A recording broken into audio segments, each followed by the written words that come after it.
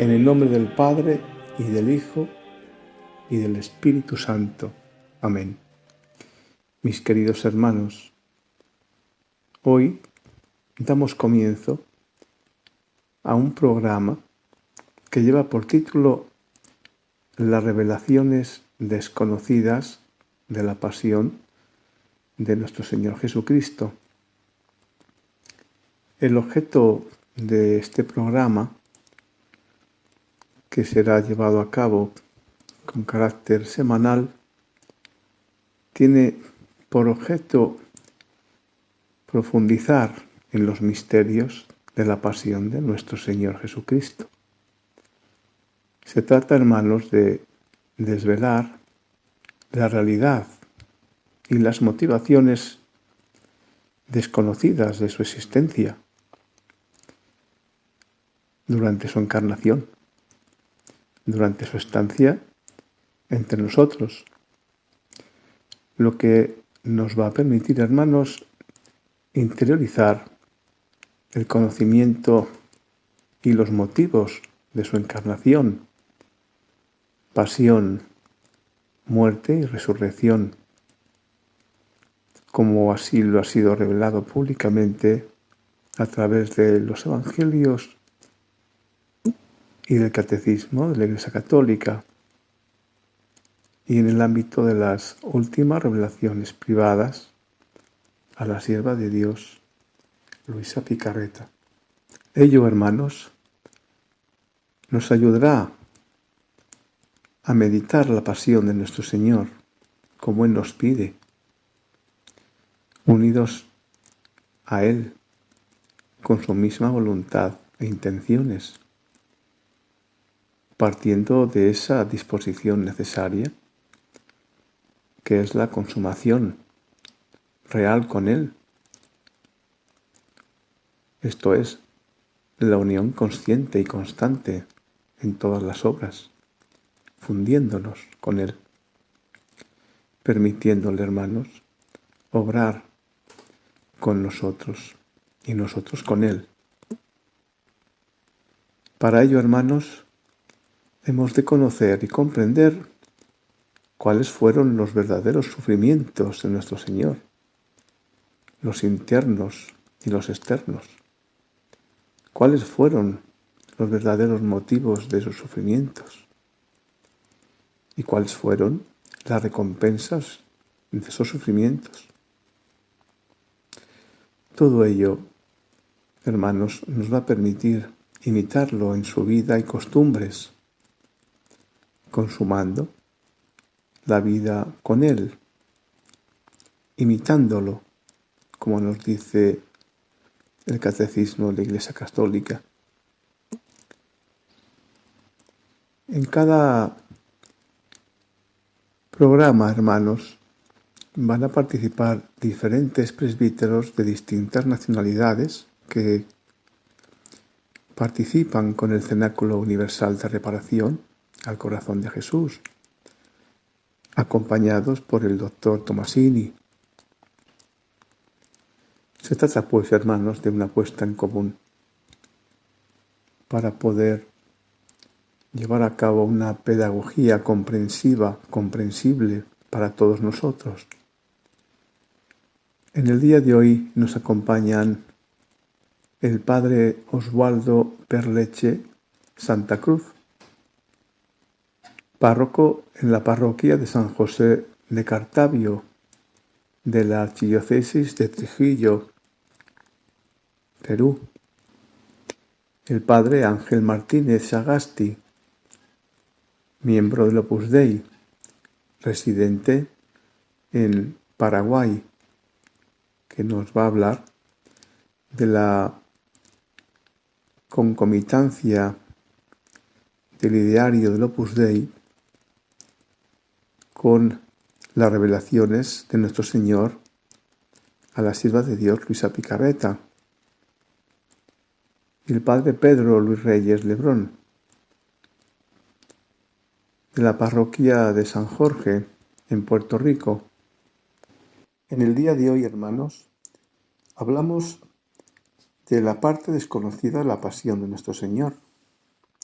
esa pasión interna y externa que durante los 34 años de su vida, y en particular esos 30 años de la vida oculta, 3 años de predicación, más los 9 meses desde la encarnación en el seno materno de nuestra Santísima Madre, pasando por la preparación de su Santa Iglesia, la institución de la Eucaristía, de los sacramentos, de la ordenación de sus sacerdotes, de la elección de Pedro como cabeza de la Iglesia y de esa pasión externa. Finalmente, hermanos, se aborda la finalidad de la creación de Adán, del pecado original, de las consecuencias del pecado, de la causa de la muerte de nuestro Señor Jesucristo,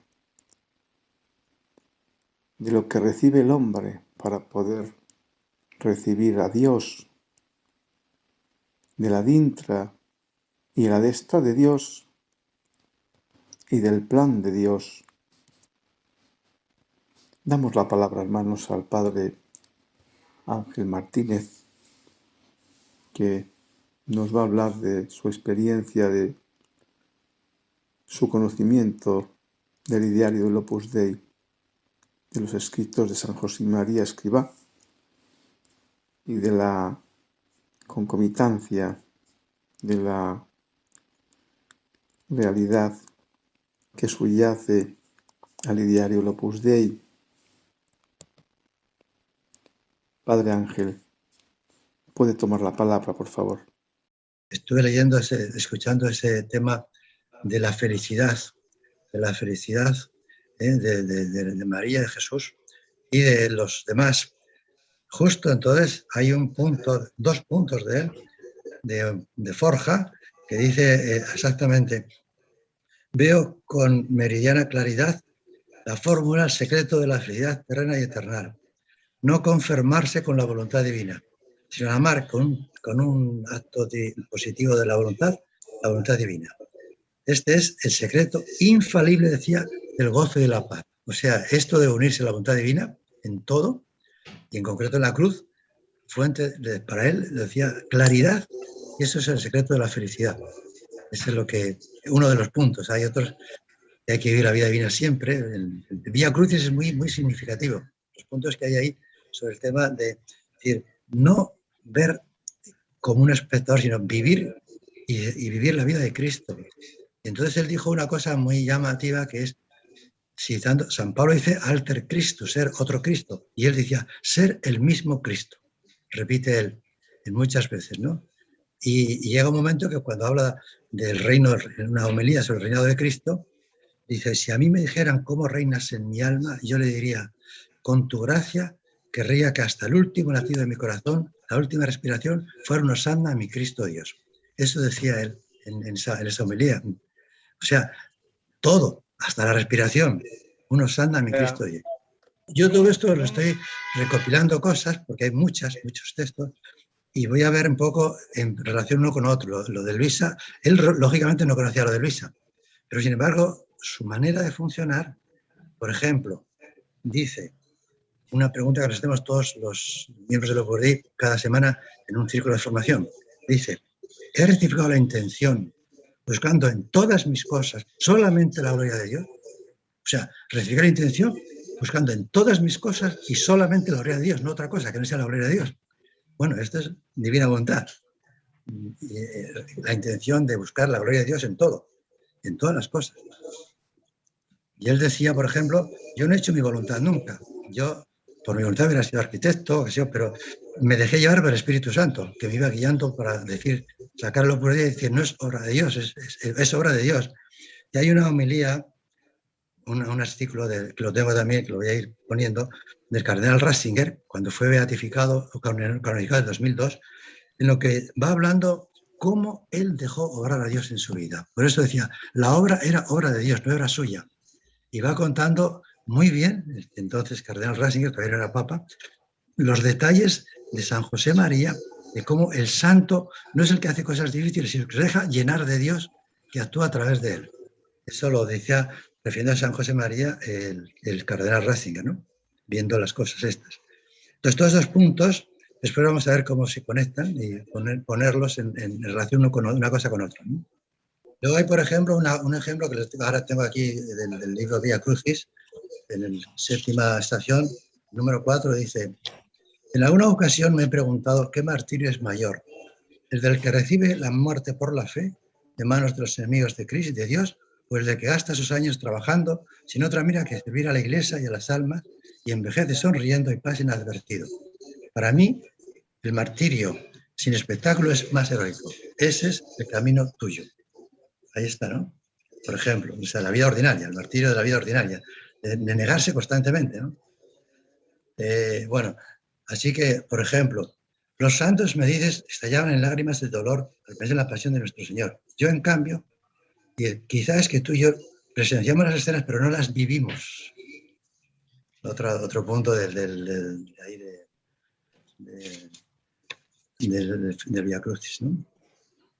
Bueno, entonces hay textos por todos los sitios que salen en la línea. Entonces, claro, lo que pasa es que al estudiar, al leer en Luisa, como que resalta, es decir, todas esas cosas que había escuchado, no llegaba hasta dónde, no veía hasta dónde llegaban. Y ahora, viendo Luisa, digo, pues que es una cosa muy gorda, ¿no? Así que ahí estaba, ¿no? Aquí estaba viendo, bueno, hay varios que los tengo que ir poniendo, ¿no? Padres, buenas tardes, buenas. Yo quisiera, o sea, como tú dices, poner sobre la mesa el título de estos encuentros, ¿no? Porque creo que es importante, el título nos va a decir exactamente de lo que vamos a tratar.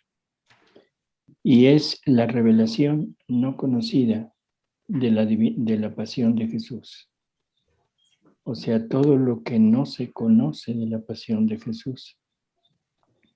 Conocemos la parte exterior, conocemos la parte, o sea, ese último día de la vida de Él sobre la tierra, y que todo empieza después de la cena, de la última cena, después de esa institución de la Eucaristía, y ahí prácticamente es donde empieza la pasión que conocemos de Jesús, con su captura, con la oración del huerto, y luego todo lo que sigue, ¿no?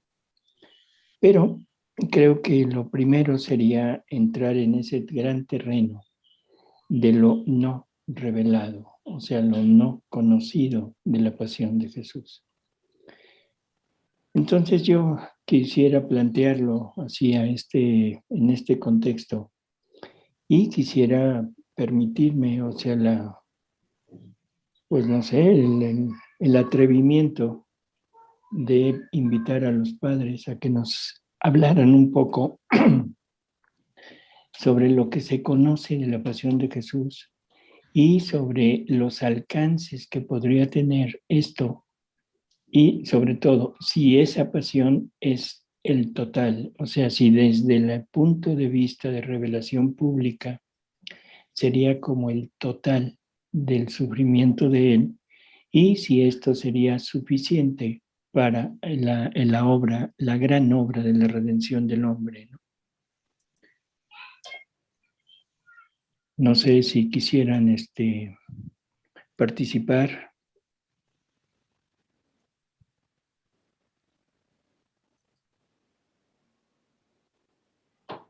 Padre Osvaldo, Padre Ángel. A ver, si entiendo. Está claro que lo que le pasaba dentro, todas esas reparaciones, es novedoso. O sea, que sí que hay ir viviendo todo aquello y toda esa dimensión universal de los actos. Eso es todo nuevo. Yo no lo conocía, toda esa dimensión. Entonces es a base de ir meditando y leyendo y poniéndose y metiéndose allí, pues es el tratar de vivirlo con él. claro, y lo que pasaba por dentro. Claro, el problema es lo que iba haciendo dentro mientras ocurría lo externo. Ese es el punto. Ujú. Bueno, eso es lo que me parece bien que ir profundizando, pero hay que vivirlo, Claro, intentar vivirlo. así es. O sea, yo creo que siempre hemos centrado la obra de la redención como esta parte última de la vida de Jesús. O sea, toda la primera, los primeros 30 años de vida de Jesús parecen como, lo voy a decir de esta manera, como inútiles desde el punto de vista de redención. Se ve como una vida normal, una vida común de cualquier persona, donde él hace una vida totalmente cotidiana. Trabaja ayudando a San José, o sea, trabaja como carpintero, vive en una familia conformada por nuestra Madre Santísima, por José y por él, con familiares cercanos, en fin, pero no se le da el contexto de vida redentora. Y entonces nos planteamos la siguiente pregunta. Jesús es verdadero hombre, pero es verdadero Dios, es en una sola persona. Tiene una persona divina, una naturaleza divina en él mismo. Y entonces la pregunta es, el Verbo eterno, que es la segunda persona de la Trinidad, que es la que toma la humanidad, o sea, él, no sé cómo decirlo, bueno, toma una segunda naturaleza y se vuelve hombre. ¿Qué haría el Verbo eterno durante 30 años en este mundo? O sea, nos imaginamos a la divinidad, al Dios único y verdadero, trabajando como carpintero. Nos imaginamos al Dios único haciendo una vida normal como de un niño cuando con Jesús bebé o Jesús niño. ¿Qué hacía el Verbo eterno en función a la salvación del hombre? Y luego vienen los 3 años de predicación. Bueno, ahí ya se entiende, es el predicar, el anunciar el reino de Dios, el anunciar todo lo que Dios quiere y lo que Dios tiene preparado para aquellos que lo siguen. Y en el último día de bueno, antes que eso, o sea, preparar su iglesia, ir escogiendo a las personas que van a ser las fundadoras de esa iglesia, e instituir todo lo que, los sacramentos, hasta el último que es en la Eucaristía, o sea, en la última cena, la institución de la Eucaristía, la ordenación de sus apóstoles ya como sacerdotes.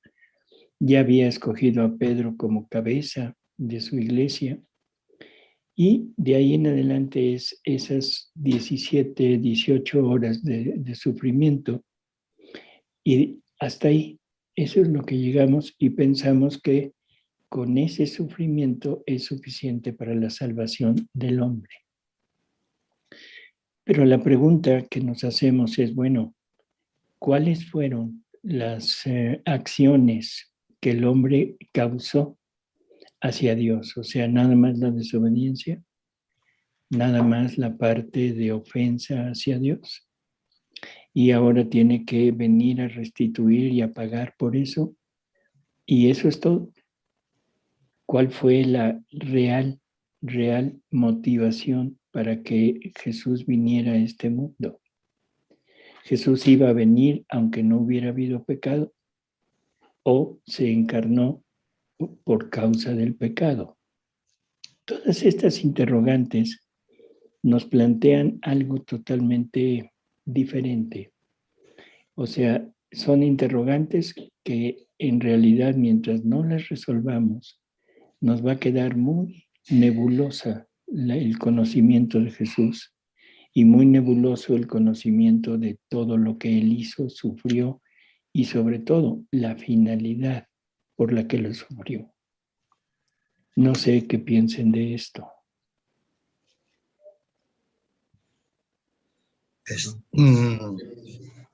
en relación con lo que de la vida ordinaria, pero yo lo conozco porque el espíritu de la oportunidad es fijarse en los 30 años de vida oculta. Es decir, para mí, no dicen los evangelios, pero son luminosos, porque ahí dice, estaba haciendo la redención con su vida ordinaria, con su trabajo ordinario.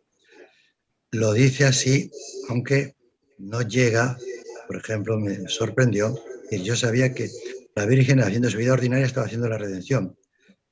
No llegaba a decir que hasta un parpadeo, eso ya era demasiado, ¿no? Sino es decir, hacer el trabajo bien hecho por amor a Dios constantemente en todos los sitios, pero también las funciones, digamos, vegetativas o sensitivas también estaban incluidas dentro de la obra de la redención. El considerar que mientras Jesús estaba trabajando allí en el taller, estaba creando almas, estaba dando a luz, estaba haciendo todas las acciones divinas, sabiéndolo que sí, pero no se me ocurría unificar, es decir, el alcance que tenía cada uno de esos actos universal en toda la creación. Ese es el punto, pero sí estaba como un punto clave. Yo por ahí, es decir, el vivir más lo de la divina voluntad me ha sido más fácil porque ya desde que estoy en el Opus Dei estaba tratando de hacer esa vida ordinaria, como decía, por amor a Dios, rectificando la intención y siempre todo para la gloria de Dios. Tiene más alcance, que es lo que se ve, ¿no? Cuando uno descubre todo el alcance universal del acto único de Dios. Entonces va en la línea, pero no está aclarado todo lo que alcance que tiene, que es lo que se ve en los escritos de Luisa. Y yo iría un poco también, bueno, cuando uno estudia la teología o reflexiona en Cristo, más pues empieza con su vida pública, ¿no? Conocemos un poco de su infancia, de lo que se estudia o se conoce, pero ya cuando uno va leyendo los libros de la Divina Voluntad, habla desde el momento que se encarna, ¿no? Hasta estando en el vientre de María, ya allí, ¿verdad? Allí ya en el vientre de María, él empieza ya a reparar, ¿no? Entonces, lo que a mí me llamaba mucho la atención, cómo desde que se encarna empieza toda su pasión, no hay que esperar todavía a lo que se conoce en cuanto a la pasión como tal, ¿no? Ya desde su encarnación, cómo puede reparar. Entonces me hacía a mí un poco pensar, un poco, se puede decir, contradictorio en el sentido de que, no sé, lo hace más cercano, porque cualquier acto humano que hagamos, bueno, en unión con Él, ¿no? En la unión divina, se puede reparar, ¿no? En las cosas cotidianas como Él lo hacía. Pero a la vez, pues, requiere también toda una ascesis, ¿no? Un trabajo cotidiano, porque lo que conversamos anteriormente en las reuniones, pues a veces por las ocupaciones, inquietudes, distracciones, pues se sustrae, ¿no? De la voluntad divina.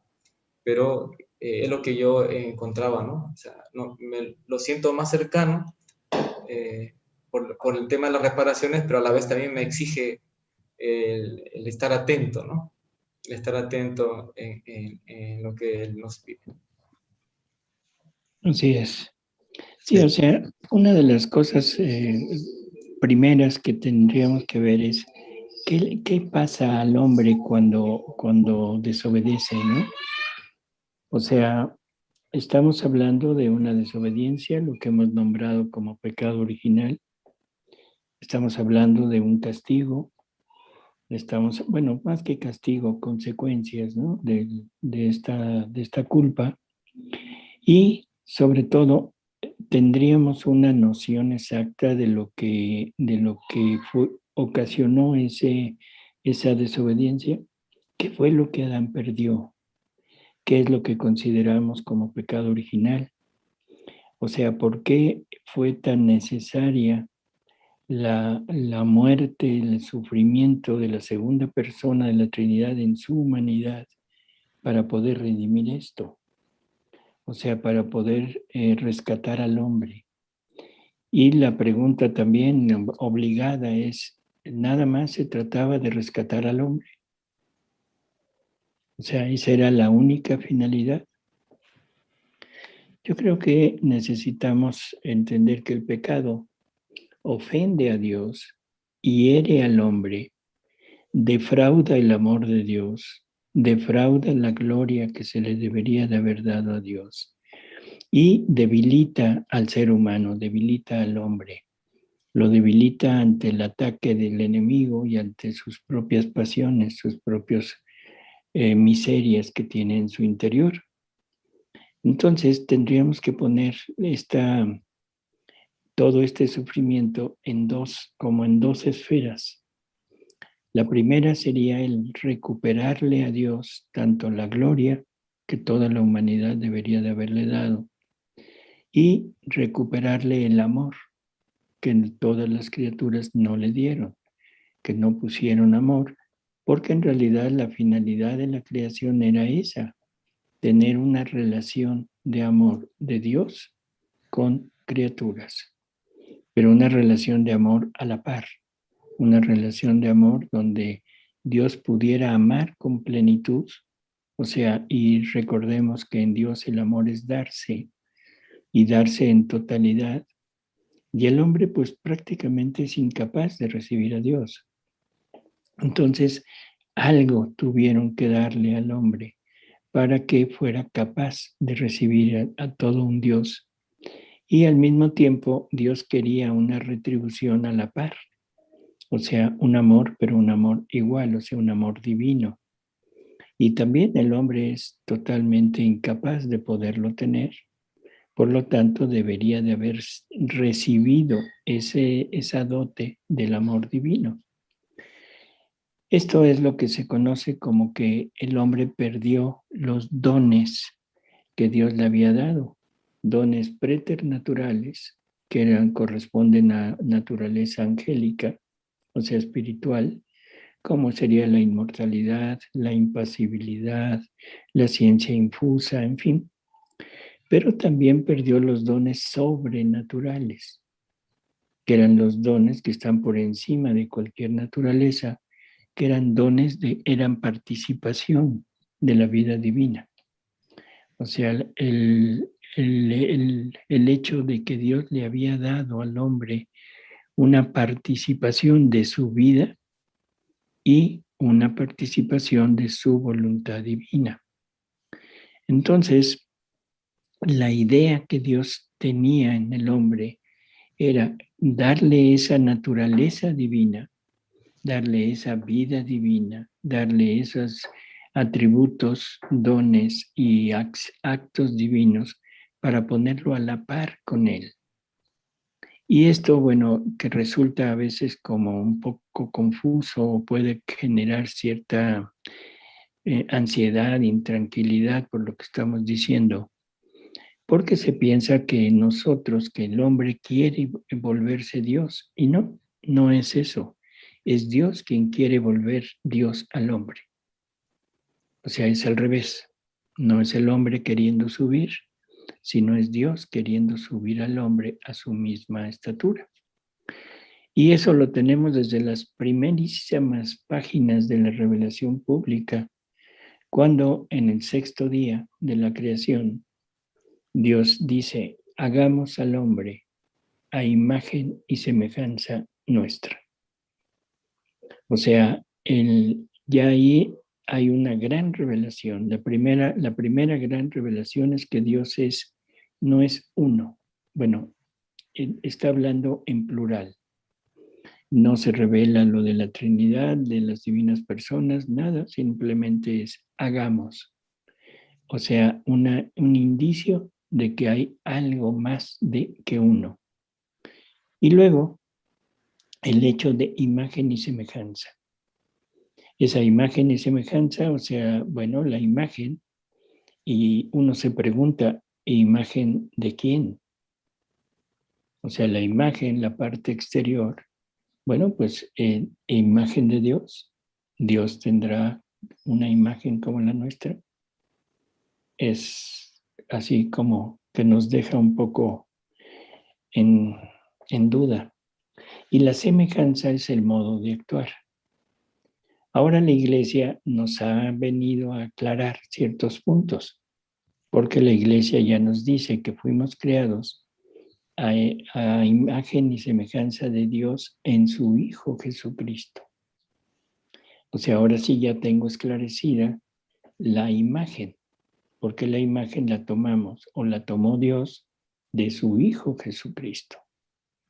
Y esto es otra enorme revelación que la Iglesia nos ha ido aclarando. Si la imagen la tomamos de Jesucristo, quiere decir que Jesucristo fue primero que nosotros. Y eso nos lo dice San Pablo, nos lo dice San Juan, cuando nos hablan y nos dicen que, refiriéndose a Jesús, que Él fue el primogénito de toda la creación, que en Él fueron creadas todas las cosas terrestres y celestes, visibles e invisibles. Esta partecita tan simple nos da otra revelación más. O sea, que Jesús, la humanidad, el Verbo eterno, es el adextra de Dios. Se nos habla mucho del adintra de Dios y del adextra de Dios. El adintra es dentro esta relación íntima entre las tres divinas personas. Y el adextra lo hemos considerado como la creación, lo que Dios crea fuera de él. Pero si tomamos en cuenta las palabras de San Pablo, en que nos dice, todo fue creado por él, para él y en él. O sea, nos está hablando de que en Jesús, de alguna manera, todo está creado en él. Y siendo el primogénito de toda la creación, bueno, dentro de esa parte divina, todo lo que existe está de alguna forma en Jesús. Y entonces entendemos que la destra de Dios es Jesús. No es la creación material, no es algo que esté fuera de Dios. O sea, fuera de Dios no hay nada, porque Dios es infinito, lo abarca todo. Si hubiera algo fuera de Dios, Dios ya no sería infinito. Por lo tanto, la destra de Dios tiene que estar forzosamente dentro de él. Y lo que está indicando es que es una parte que no está dentro del núcleo de la Trinidad, pero que está dentro de su voluntad, dentro de del ser divino, que el ser divino es el infinito. Entonces, a imagen y semejanza del Hijo de Dios, de Jesús. La imagen, bueno, ya la tomamos de él. Esto quiere decir que Jesús, la humanidad de Jesús en la mente de Dios, en las ideas de Dios, en el plan de Dios, ya existía. Y existía antes de que fuera el pecado, antes de que el hombre hubiera sido creado, antes de que la creación hubiera sido creada. Por lo tanto, la idea o la finalidad de toda la creación tenemos que encontrarla en Jesús, no en nosotros, no en algo externo. Si Jesús es el primogénito, ahora debemos encontrar esa razón, pero en él. Si tomamos esto, ahora digamos, ¿cuál sería la finalidad de Dios? Una consulta. Sí. Esto que nos está manifestando del primogénito, sé que Dios es un eterno presente, pero no como que afecta el después, el misterio de la encarnación, porque en cuanto a imagen me refiero, ¿no? La imagen del hombre. Entonces somos imagen de Jesucristo.